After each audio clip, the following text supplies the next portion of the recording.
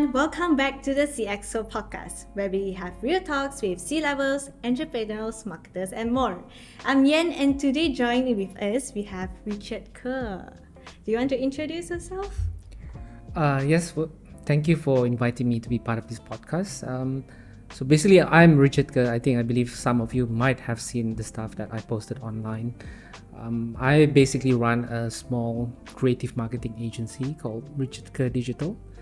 And a bit of my background, studied electronics engineering, work in the IT industry, spent 10 years in China, and when I returned back to Malaysia, I started to work at 2 government agencies, basically to help entrepreneurs, to help build the startup ecosystem here. And then later on, I joined a tech company called Aerodyne. Basically, it's a Malaysian local founded company that is ranked number 1 in the world. And basically, that's the whole short background about myself. But we can talk about it more. Because I have always wanted to talk to Richard because I have seen his content on social media and I love it because the way, if you guys have to go to his profile, social media on Twitter, what's the handle? Richard Kerr, right? Richard Kerr, that's it. Richard Kerr, K-E-R, we will put in the subtitles later on. So when I see his content, I actually didn't know that it's this guy. So he posted a lot of storytelling based on business, and also he put out a message is so simple for you to understand. So today I'm really honored to have him here. So we are going to dive a bit more to talk about all of this. And to begin with, I would like to ask, how did you actually get started with storytelling? Because he also introduced himself as the chief storyteller. So I want to ask, how do you get about becoming a storyteller? Okay, I think that everything was by accident, right? A lot of experimentation.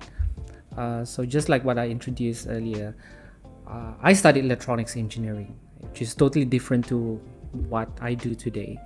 But I guess in life you have to experiment a lot of stuff to see what fits the best for yourself.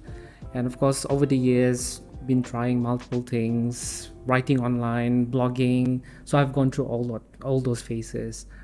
But I guess when it was just about last year that I discovered that storytelling is actually quite important in actually many aspects of your life, whether it's for your career, for the jobs that you do, or for the work that you do, or even for businesses. And then I started to immerse myself into writing. But of course, I've been writing quite a lot of times, right? But I started to explore on how do I make writing interesting online. So last year when I was on Twitter, because I have not focused on my Twitter for a very long time, and then I just got curious and I say, okay, let's see what Twitter can do, right? So look at Twitter and then followed a couple of good accounts, a lot of them coming from the Western side, and then saw a lot of interesting stories on how people write, and they said maybe I should do something similar right here in Malaysia. And then of course, I think about last year around April, I tried to write something online, and also at the same time because I wanted to grow my Twitter, because my Twitter back then was about 900 followers. And then so of course being curious and say, okay, what interesting story that we can create to highlight about a Malaysian, for example. So I think it was a one sunny afternoon. I was inside my car trying to get some ideas. So let's try to find a Malaysian working at NASA, if there's any.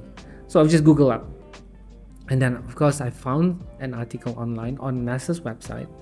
Apparently there's this lady called Florence Tan. She works at NASA. She's been there for 30 over years since she was a student, became an intern, and today she's the deputy chief technologist at NASA. How cool is that? She's basically designing all those devices that gets mounted on spacecrafts and gets sent to Mars, Jupiter, and all the far-flung places in the outer space. So it was just highlighted on NASA's, right? So okay, since no one's highlighting it, okay, I'm gonna do it. And then of course I told her story about how she started, working as an intern at NASA, and then worked her way up. So I believe it was interesting. So okay, let's just post this and see how it goes. Then of course it went viral, right? So that was So it was like one of your first tweet and it went viral. it was not one of my first tweets, but it was the first storytelling tweet that I did that went viral. And of course it gets picked up by a lot of people, by local media, especially the Chinese media, and up to the point that the local Chinese media, told her story, and then of course credited me, and it got the attention of the Sultan of Johor. Yeah. Wow. So Sultan of Johor actually congratulated her. So it was great, I think. And then I said, okay, maybe this is the way. Then I started to highlight about other businesses, entrepreneurs. So that helped to build the traction on my Twitter. So I grew my Twitter for about 30,000 followers within 3 months. Wow. Yeah, so through storytelling. Yeah, so I just kept going. And basically that's how I discovered that, okay, storytelling is very important. And it was also because I worked at 2 government agencies before. So first was Magic. Magic was mandated to look after the startup ecosystem in Malaysia. So during that time, I saw a lot of entrepreneurs, great products, great services, but they're not able to build the traction because they don't know how to tell the stories, right? Yeah. It's always like they're very product centric, just telling about how great the products are, but who cares, right? But you need to be able to tell stories that it actually helps address certain problems. Yeah, so I said, okay, maybe this is a good opportunity as well. So that's why I decided to go into this space, storytelling, which at the same time is also marketing, right? And just develop the skills from there, and that's basically how I became the storyteller. Yeah. Because like from what I hear is a lot more on like you actually talk about their story to you are like the channel. Yes. You get what I mean? Like Yes. they are talking about the products, but you like the channel to shut up for them. Yes. And it might work better because some companies, when they tell like how good they are, people might not listen. But when it comes from a third party point of view, especially with your background with the storytelling, people might pick it up. Yes, I think that naturally it would be like that, right? But of course, having said that, I think that's also one mistake that a lot of businesses do, because they tend to speak about themselves, whereby they need to speak about their customers, about their audience. Basically, they are their heroes, and that's how it should be done. And because that's why if you look at a lot of corporate social media pages, they're boring because they keep on saying how great they are, how great their product is, how great their leaders are. Yeah, which doesn't work actually. Yeah. I think there is also a switch in the digital marketing now, because I do think that some brands they are starting to notice that, which is very good. Yeah. And some brands are still hoping they are starting to learn about it, because like we said, if you keep on talking just about yourself, it might not work. Yes, correct. So it's time a personal opinion, for digital marketing, it's time to do a lot of collaboration. Yes. And also do speak more about what is it for the audience, or for your customers. Yes. It's always like that.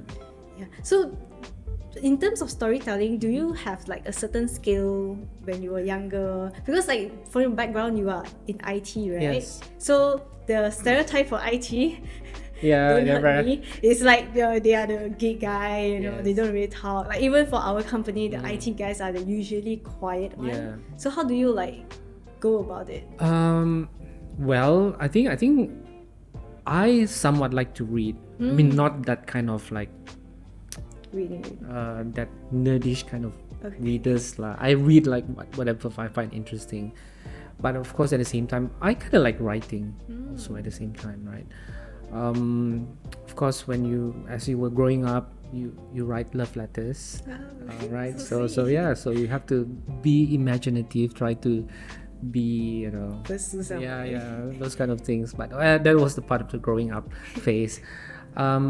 But yeah, because I think it challenges the mind, especially in the online space, right? Because people do not like to read a bunch of heavy text, right? Short attention is much shorter today, much shorter, even shorter than a goldfish. Seriously. 7 seconds. Yeah.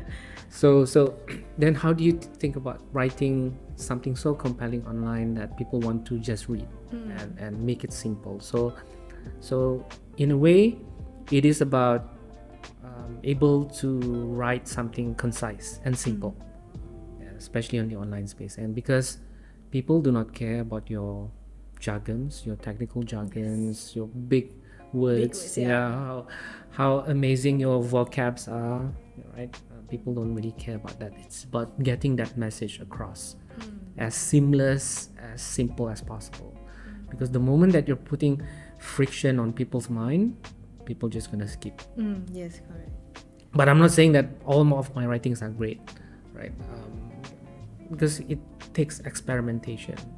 Like see what works, what doesn't work. So yeah, so one of my earliest content creation journey started in 2016, basically.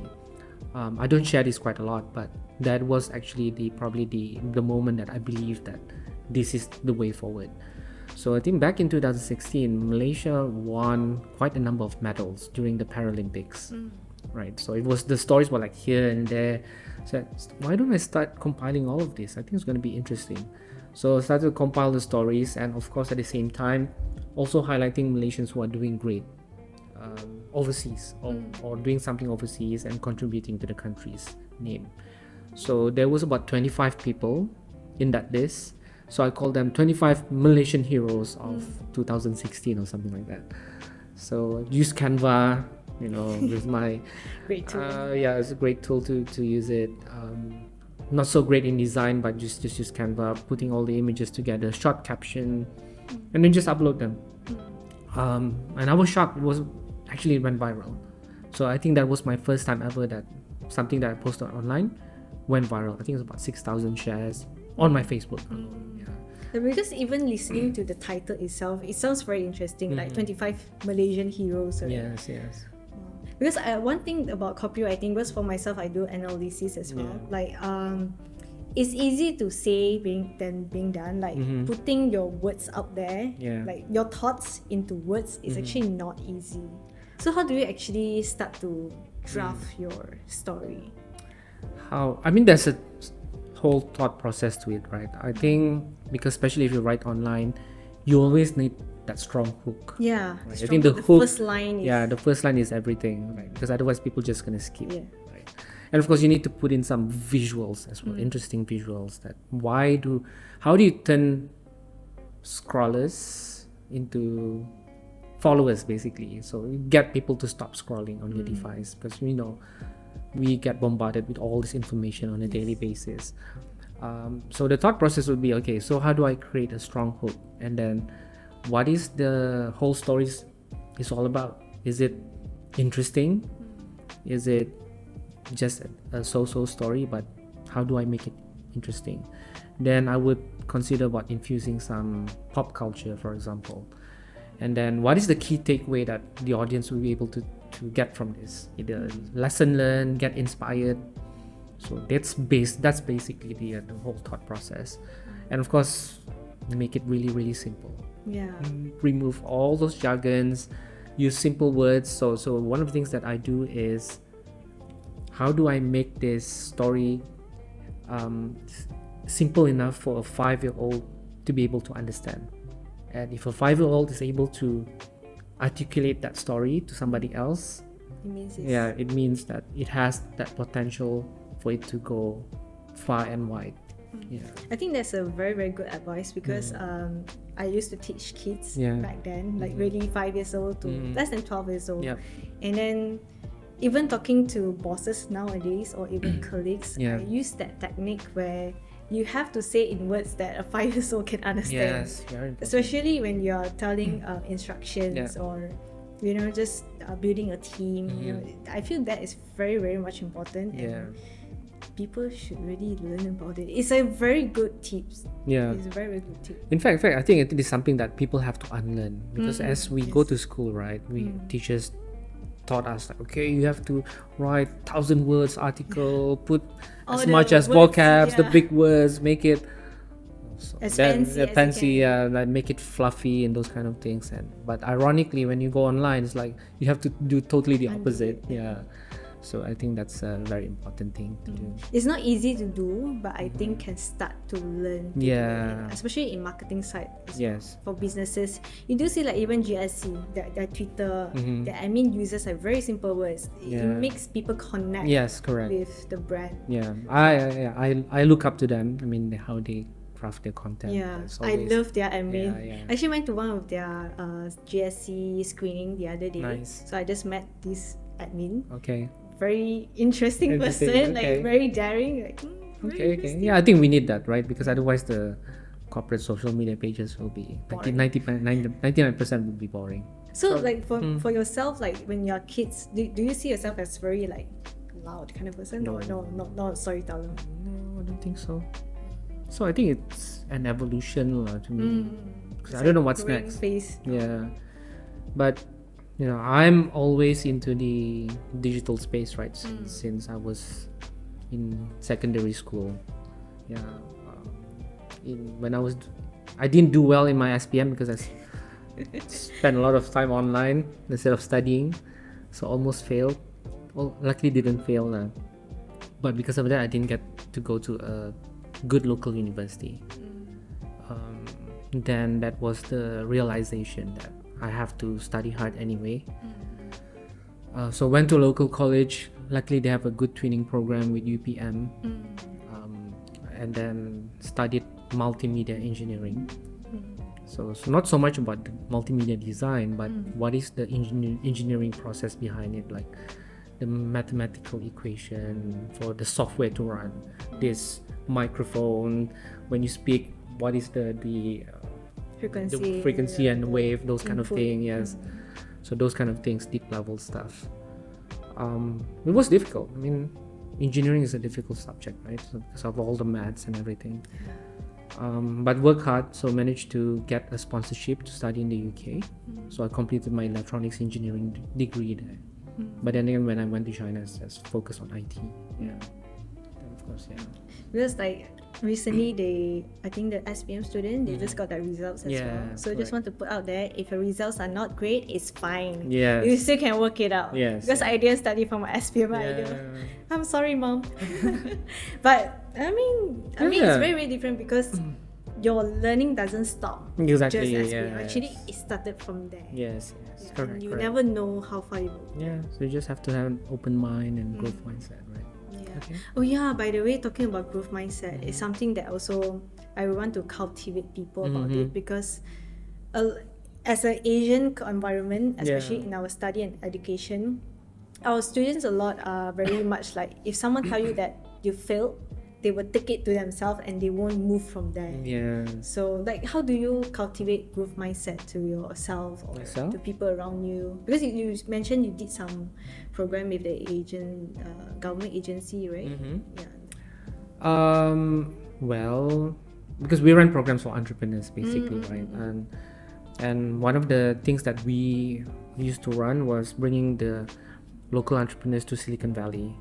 So get them to meet all these cool companies, at least open up their minds and what is the possibility. I think, as you said, being an Asian, especially from this region, from Malaysia, for example, we tend to think very localized. Whatever products that we build, services, we always only focus on the local market, whereby with the internet and everything, you should be thinking global. Bigger, yes. You should be thinking global from day one.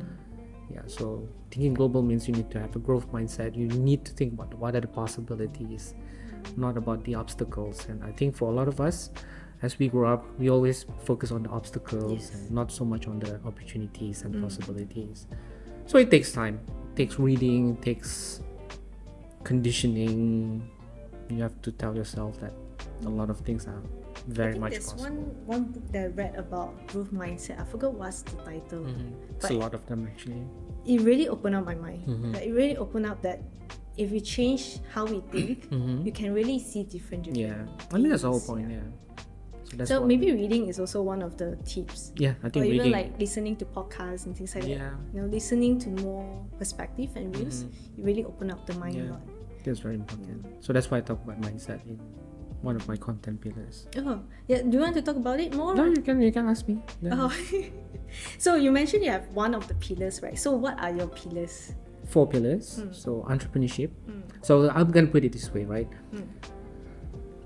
You want to start something or business, you need to have a good mindset, right? You want to run that business, you need to have entrepreneurship skills.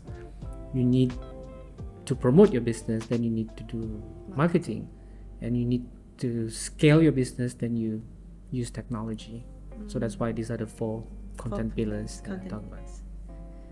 Interesting. Because like you actually drafted out the journey of an entrepreneur and a business. Yeah.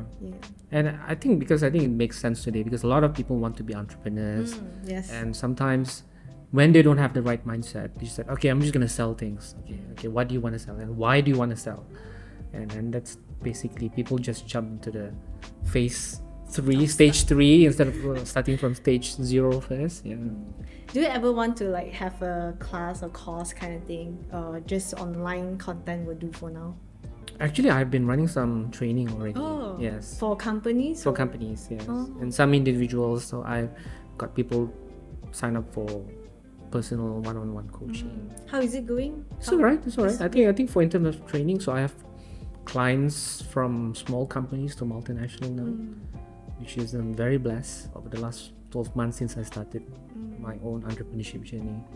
Very cool. Because for myself, I do see a future of myself being a consultant, because I do like to analyze businesses and to actually see how they can grow. Nice. So probably something that I could learn from you in future. Oh, I can learn from you as well. Okay. Learn from these people. Was that okay? No, yeah, it's good. Yeah. So like, how do you think of yourself? Like, let's say you turn this kind of passion into your work. Do you have anything like work-life integration, or like how do you balance your work? So alright, so when I started this about 12 months ago, I said I'm gonna be a solopreneur. But of course, I think being a solopreneur is good for a start, but also it depends on your goals, right? But for me, because I have my own why. I think to have your own why is very important, and a lot of the businesses today and even individuals, sometimes they don't know why their own why, right? So say for example, when people join say a multinational company, okay, and then they get assigned to a role, they know what they do, they know how they do it, but a lot of them do not know why they do it. So this is actually being widely spoken by Simon Sinek. So if you look at this, the book that he mentioned about Start With Why, I always use that same principle in what I do.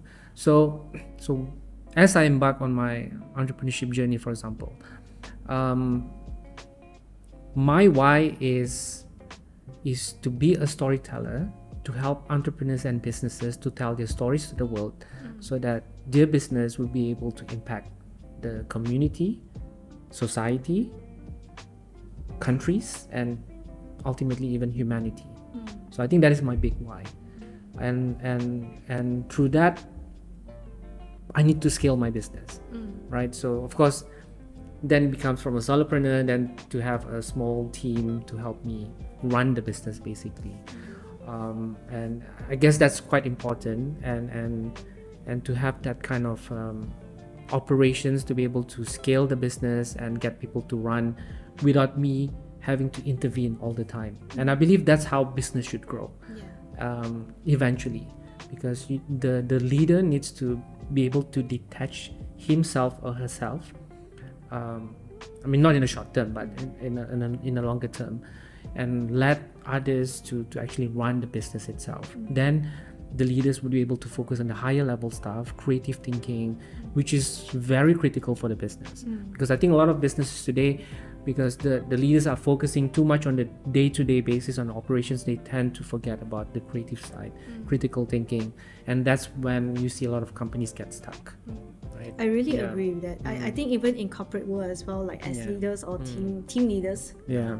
you need to detach yourself, Yeah. and you need to actually educate your team members Yeah. on why they are doing certain stuff. Yes. And then when they learn that, you can really see them run far. Yeah, Like exactly. even further than Yes. what you do. So that's right. So that's why a lot of the topics that I mentioned, like mindset, for example, right? I think a lot of the corporates today, for example, when they employ certain people, get them to do certain kind of work, and they're amazing at doing it, right? And so they get promoted, right? So great at operations, but they forgot about running a company is about managing people also at the same time. So that's when we see a lot of things that are happening over and over again. These people get promoted, and then they have to manage a certain number of people in the team, and they don't know how to manage those people, right? So that's when companies start to crumble, and operations, people start to leave because they said, oh, my manager is toxic or something like that, because he's great or she's great at doing that operations, but managing the people, because people are really different. People need to be managed, right? Need to be understood at the same time. So I think that's the most crucial thing about businesses also, that people tend to overlook. Do you have any advice in terms of these people? Let's say they are very great at operation, but when they start to lead people, like, do you have any great advice for them? Like, how do they step up to start to build themselves and also the team? Yeah.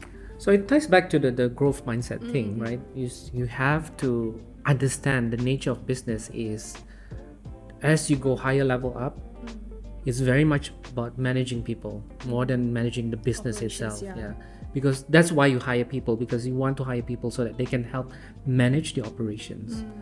So it's about, you need to have an open mind. You need to be able to interact with your subordinates or your staff. Basically, you need to work on the human side, because I think that's very important. A lot of businesses, I think, they tend to forget about the human elements in many things. Human interactions are very it's everything actually. So that's why a lot of the things that I'll talk about, it's all interrelated. If you talk about business, right, communications is very important.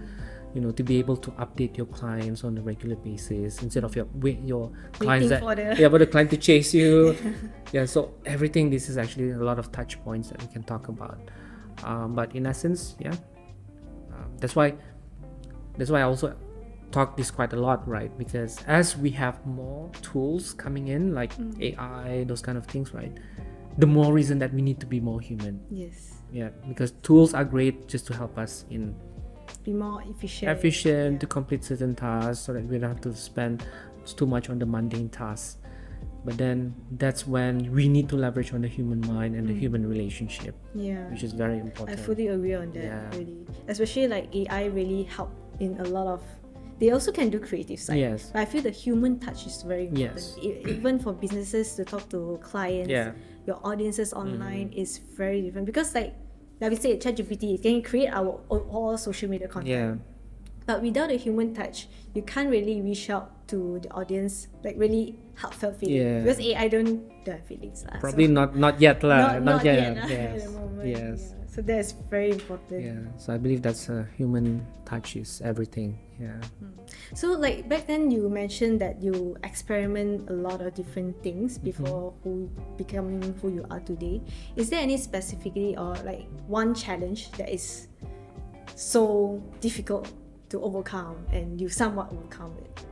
The most difficult part, I guess, would be, you would think that, okay, how would this content go? Would it go viral? Would people care about it? And what would people think about this content, right? I think that's really what I notice for a lot of people today as well, because they tend to judge themselves. Yes, before even posting, and then they start to overthink. Then So you don't do it really. Then you don't say, okay, I'm just not gonna post this. So I think that was the thing that I had to overcome initially. But said, okay, then eventually I said, I don't care anymore, just put it out there.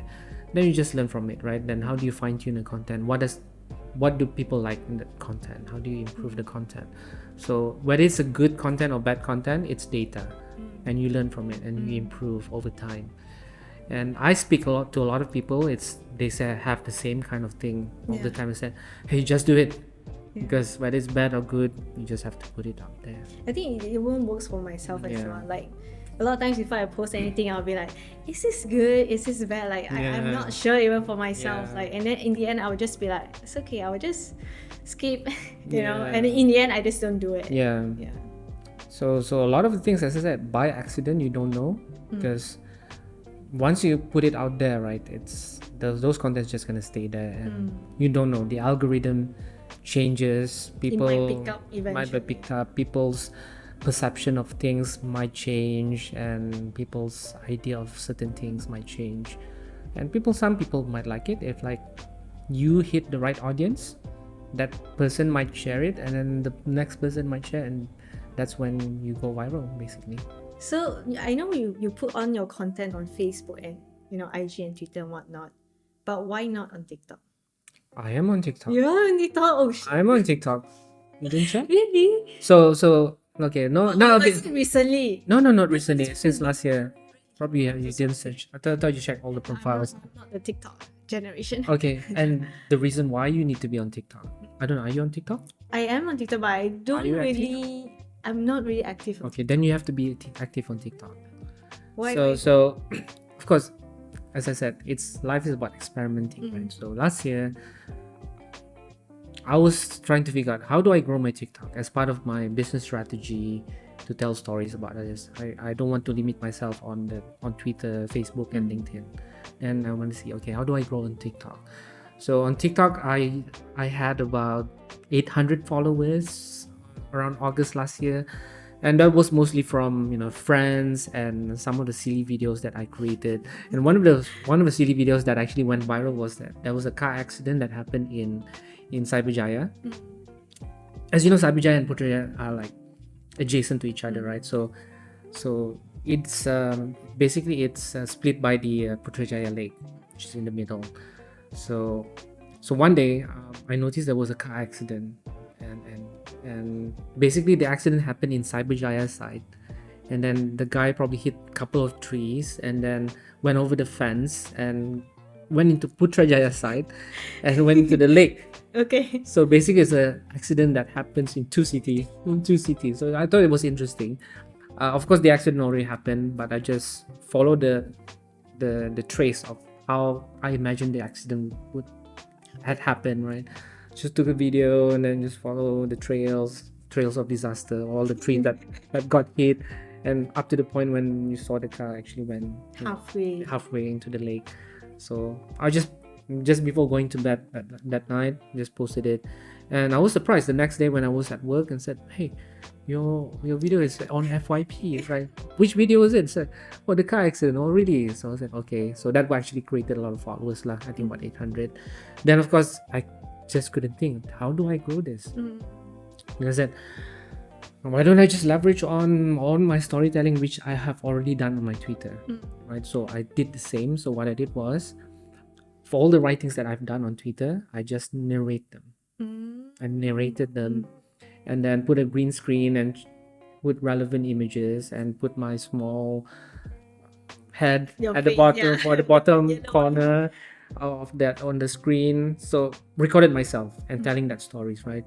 So in August I said I'm gonna grow this account, and what I'm gonna do, the experiment that I want to do is I'm gonna post one video each day, storytelling video about all these entrepreneurs and businesses, and see how it goes. So surprisingly, within 3 weeks my followers grew to about 30,000 followers on TikTok. From 800. Yes. Yeah. So, and because I saw the opportunities as well, no one was actually doing this on TikTok. You have a lot of people doing dancing videos, those kind of things. No one actually, I mean, there were few people telling about inspiring stories, people that you can learn from. So I said, okay, this is good. So continue to do it. And then it reached about 50,000 followers in September, October. Then I got COVID and I didn't actually focus too much on it. Of course, until recently, just about 3 days ago, I posted another video about this entrepreneur who used to do online stuff, lost everything, became an office cleaner, and now he's the CEO of a tech company. So that also went viral. 250,000 views when I checked this morning, and I added about 3,000 new followers over the last few days. And yesterday or 2 days ago, I posted another video. It's a very simple video actually. It was related to that Jocelyn Chia incident, Yeah. right?